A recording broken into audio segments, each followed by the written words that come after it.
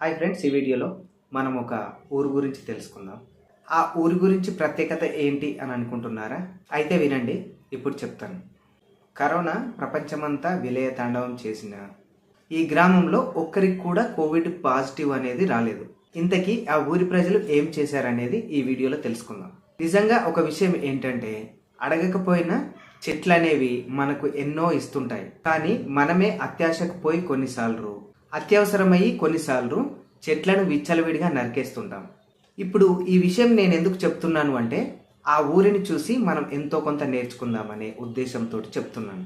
ఆ ఊరి ప్రజలు వేప చెట్లను దైవంలా భావిస్తారు. శ్రీ మహావిష్ణువులా పూజ చేస్తారు ఆ చెట్లకి. ఫలితంగా ఆ వేప చెట్ల వల్ల ఆ ఊరు ఏకంగా కరోనా నుండి రక్షించబడింది. ఇంతకీ ఆ ఊరు ఎక్కడ ఉంది అనంటే, రాజస్థాన్ రాష్ట్రంలోని పదంపూర.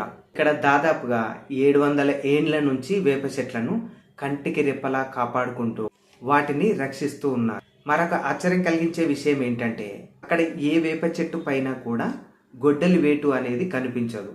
కనీసం కొమ్మల్ని తెంపడానికి కూడా ఎవరు ప్రయత్నం చేయరు. మేకలకు ఆహారంగా కూడా ఆ ఆకులని తెంపనివ్వరు.